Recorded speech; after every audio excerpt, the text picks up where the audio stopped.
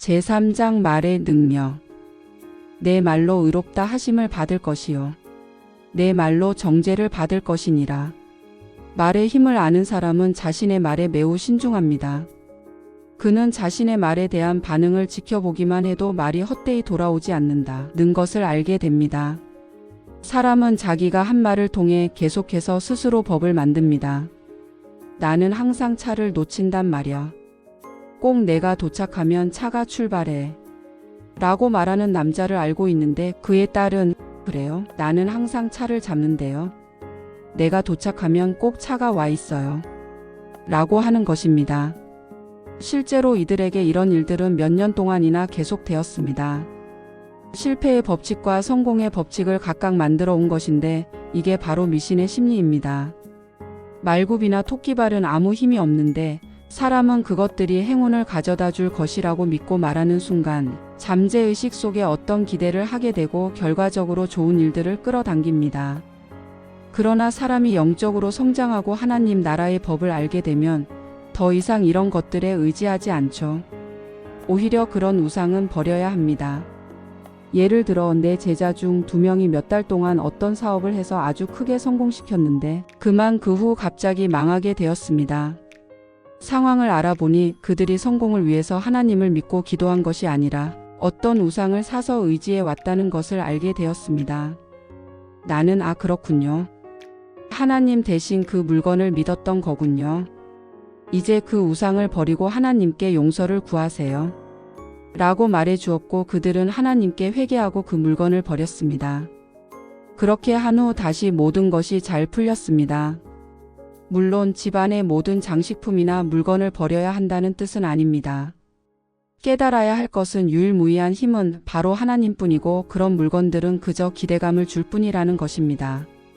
어느 날 깊은 절망에 빠진 친구가 길을 가던 중에 말발굽을 주었는데 그 순간 기쁨과 희망이 생겼습니다. 그녀는 이 말발굽을 하나님이 용기를 잃지 말라고 보내주신 거라고 믿게 되었고 그 순간 그 믿음이 그녀의 의식 속에 새겨지면서 희망으로 바뀌게 된 것입니다. 이 일로 그녀에게 놀라운 일들이 일어났습니다. 내 경우에는 어떤 특정한 일이 늘 실망으로 끝날 거라는 믿음에서 벗어나는데 오랜 시간이 걸렸습니다. 꼭 어떤 일이 일어나면 어김없이 실망이 뒤따랐던 것이죠. 그런데 잠재의식을 변화시킬 수 있는 유일한 방법은 세상에는 2가지 힘이 있는 것이 아니라 오직 하나의 힘이신 하나님만이 존재한다. 따라서 실망이라는 힘은 없는 것이므로 기쁘고 놀라운 일만 있다. 라고 선포하는 것이었습니다. 그렇게 선포한 후 나는 삶의 변화를 느꼈고 놀라운 일들이 찾아오기 시작했습니다. 사다리 밑을 절대로 못 지나가는 한 친구가 있었습니다. 나는 두려움을 느낀다는 것은 선과 악 2가지 힘을 믿는 것을 의미해. 그러나 세상에는 하나님만이 절대적인 힘이시기 때문에 사람이 스스로 악을 만들지 않는 한 그 어떤 반대되는 힘도 있을 수 없어. 그러므로 오직 하나의 힘이신 하나님만을 믿고 악은 존재하지 않는다는 것을 증명하려면 내가 두려워하는 저 사다리 밑을 지나가봐. 라고 말해 주었습니다. 얼마 지나지 않아 그녀는 은행에 가서 일을 보러 들어가는데 거기에 사다리가 서 있는 것입니다. 일을 보려면 사다리 밑을 지나가야만 했는데 순간 그녀는 두려움이 몰려와 거기를 나와 버렸습니다.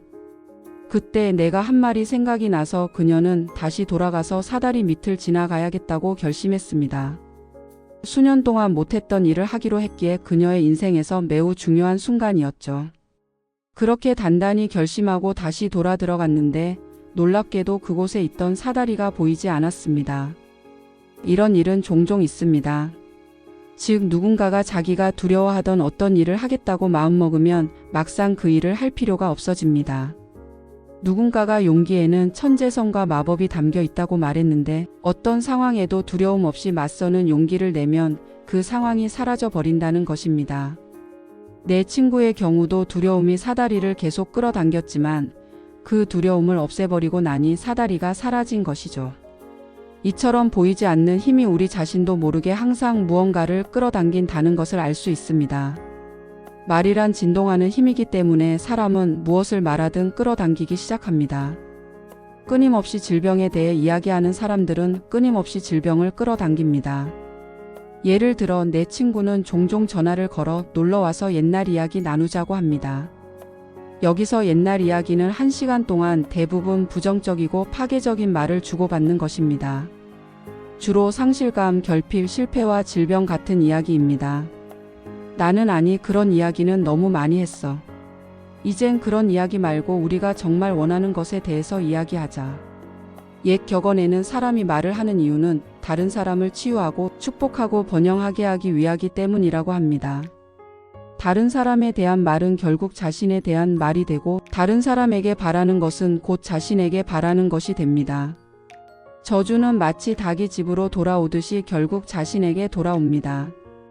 누군가에게 불운을 빌면 그는 반드시 스스로 불운을 끌어오게 됩니다. 누군가의 성공을 돕고 싶어 하는 사람은 자신의 성공을 바라며 돕는 것입니다. 우리의 몸도 말로 변화될 수 있으며 질병도 의식 속에서 완전히 제거될 수 있습니다.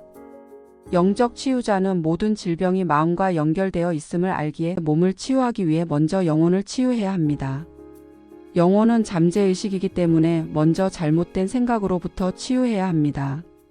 시편 23편에는 그가 내 영혼을 소생시키시며 라는 구절이 있습니다. 이는 잠재의식 즉 영혼이 올바른 생각으로 회복되어야 함을 의미하며 그것은 영혼과 성령 즉 잠재의식과 초의식이 하나로 결합되는 신비한 결혼과 같습니다. 결국 잠재의식이 초의식 즉 하나님의 완전한 생각으로 가득 차게 되면 하나님과 사람은 하나가 되는 것입니다. 예수님이 말씀하셨습니다. 나와 아버지는 하나이니라. 이 말씀처럼 우리도 하나님의 완전한 생각 속에 거할 때 우리는 하나님과 하나가 된 자녀로 살아갑니다. 하나님의 모양과 형상대로 지음 받은 우리는 상상력과 믿음을 통해 권세를 받고 마음과 몸과 삶의 전반에 걸쳐 다스림을 맡은 존재가 됩니다. 모든 질병과 불행은 사실 사랑의 법칙을 어긴 데서 비롯됩니다. 그래서 주님은 내가 너희에게 새 계명을 주노니 서로 사랑하라라고 하셨습니다. 인생이라는 게임에서는 진정한 승리를 거두는 비결은 바로 사랑과 선애입니다. 사랑이야말로 모든 것을 이기고 승리하게 합니다. 예를 들어 제가 아는 한 여성은 수년 동안 끔찍한 피부병을 앓아왔습니다. 의사들은 그녀에게 불치병이라고 말했고 그녀는 절망에 빠져 있었습니다.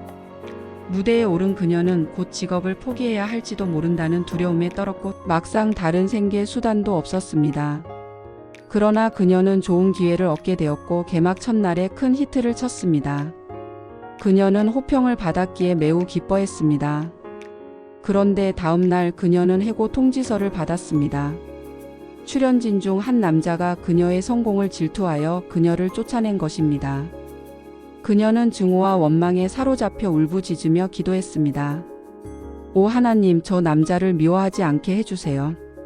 그날 밤 그녀는 침묵 속에서 기도했는데 아주 깊은 침묵 속으로 들어갔어요. 나 자신과 그 남자 그리고 온 세상과 평화로운 마음을 찾은 것 같았습니다. 이렇게 이틀 밤을 지냈는데 셋째 날이 되어보니 피부병이 완전히 나은 거예요. 사랑은 율법의 완성이기 때문에 그녀는 사랑, 즉 선의를 구함으로써 잠재의식 속의 분노로 인해 생긴 질병이 사라졌습니다. 그녀의 사랑이 율법을 성취한 것입니다. 류머티즘이라는 병은 끊임없는 불평으로 유발합니다. 비판적이고 부정적인 생각은 혈액 속에 부자연스러운 침전물을 만들어내고 이것이 관절에 쌓이는 것입니다. 또한 종양도 질투, 증오, 용서하지 못함, 두려움 등으로 인해 발생합니다. 이처럼 모든 질병은 마음에서 비롯됩니다. 나는 수업 시간에 무슨 일이에요? 라고 누군가에게 묻는 대신 오히려 누구랑 문제가 있는 겁니까? 라고 물어야 한다고 가르쳤습니다. 용서하지 않는 마음은 가장 흔한 질병의 원인입니다. 동맥이나 간을 경직시키고 시력에 영향을 미칩니다. 그리고도 끝없는 질병을 일으킵니다. 어느 날 한 여자를 찾아갔는데 그녀는 독이 든 굴을 먹고 몸이 좋지 않다고 하는 것입니다. 나는 아니에요. 굴은 해롭지 않아요.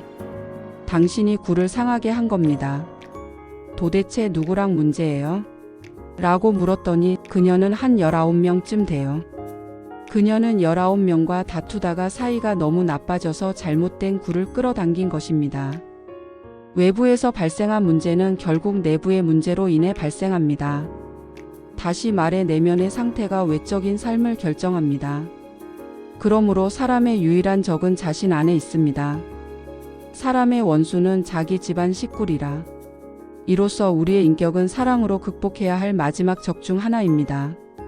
그리스도의 메시지는 바로 땅에는 평화, 사람들에게는 선한 뜻이었습니다.